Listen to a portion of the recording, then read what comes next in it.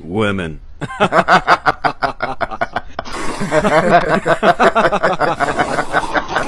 He told me that I was ugly and fat and that I was a bitch. Who would do such stupidity? I don't know. What's his name? What's his name? I don't know his name. Oh my! Is that your real hair? Does he have? Who just said that? What? My name is Mohammed. I'm a legal immigrant from a whole Islamic tyranny called Iran. And nobody appreciates the Western world more than the people who suffered through dictatorial, top-down authoritarian regimes. And my family... Amen. That's point number one. Point number two is that the gentleman in the back doesn't know how spoiled he sounds when he talks about racism in America. Check your American privilege, my brother. You said American privilege. That's how it feels when people stand up and I say it's not realistic anymore. When you start to say that blacks are suffering just as much today as they were when my grandfather was coming up, it's like how privileged. It really is crazy. And I don't mean to be, use an ad hominem attack, but it quite literally is within the realm of lunacy when you start saying that. And it shows you what the problem is that people our age, people your age, which are younger, we haven't lived through anything. And when people make comments like that, it's an insult to what people that actually lived through something did. Legal immigrants like Mohammed make this country awesome. 100% agree with that. They come over from actual bad countries where they've experienced real problems and real oppression. They come to America and they can actually appreciate how good America is and other Western countries around the world because they've got something to compare it to. They've lived real struggles and they often work very hard and become successful. Unlike these woke college kids that this student is probably surrounded by, who are probably complaining about how hard their life is in America and how unfair everything is, and he's probably thinking like, what the fuck are you talking about? You haven't seen a real struggle. These kids are just so entitled and privileged and they don't realise how good they've got it, and they live in a bubble. They've never experienced real struggles at all.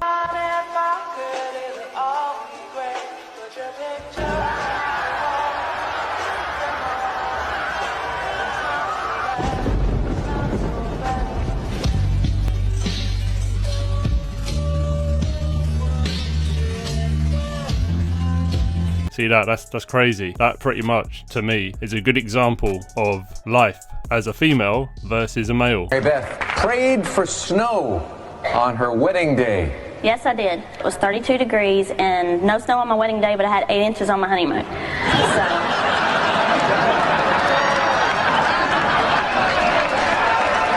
So. Yeah, boy. You're saying that life will get better when we start being more careful with our language. You seem to not include yourself in that. You've made statements that contradict some of the best available evidence, including the government's own data. For instance, the LGBT survey that showed that there's no evidence of trans in a way the gay, but substantial evidence that trans people were at twice the risk of being exposed to conversion practices. And you've also made these statements using inflammatory language that likens children and young people coming out as trans to the spread of a disease. I've never said that. That is a lie. Well, that is a lie. And I think you should withdraw that statement. That is a lie. You are lying.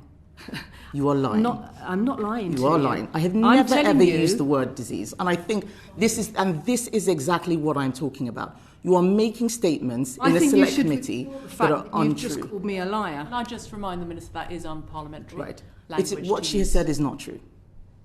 It's not true. And we have to use facts in this room. We can't just make stuff up. This is what I'm talking about.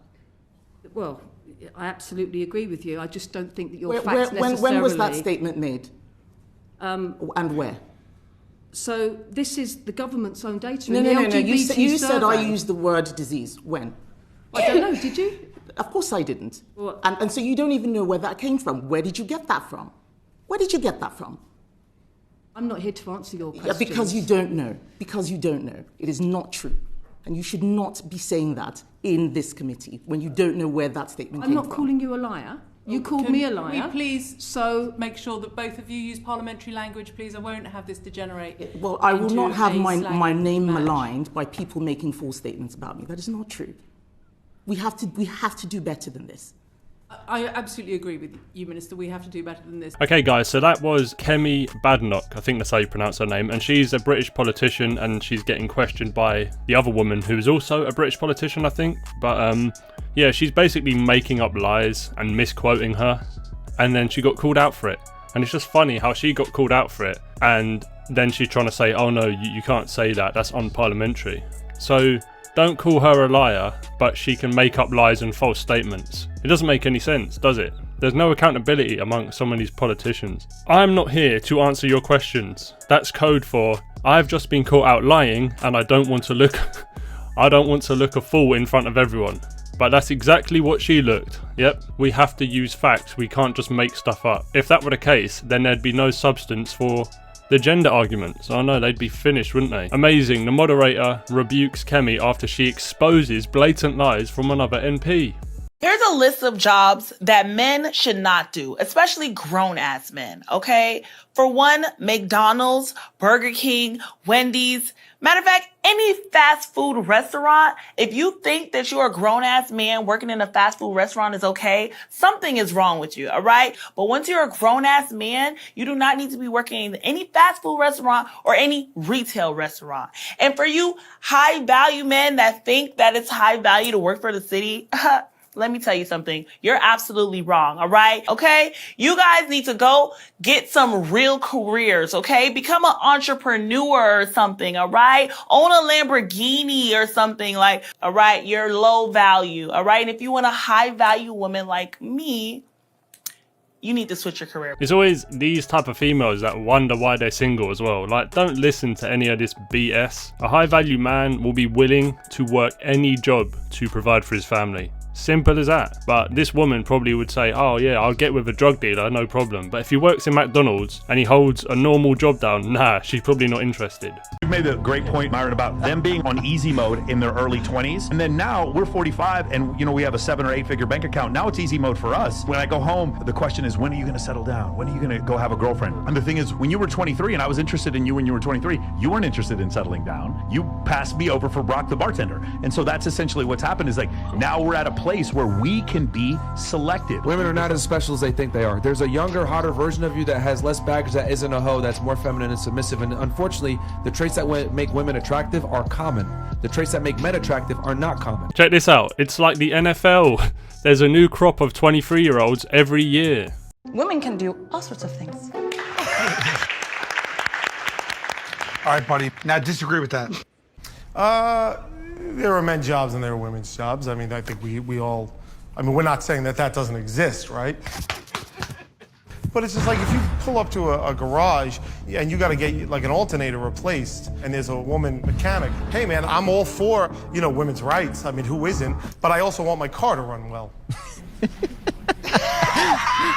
We're going to discuss some of the most influential women, who you think they are, and sort of what gives them that influence.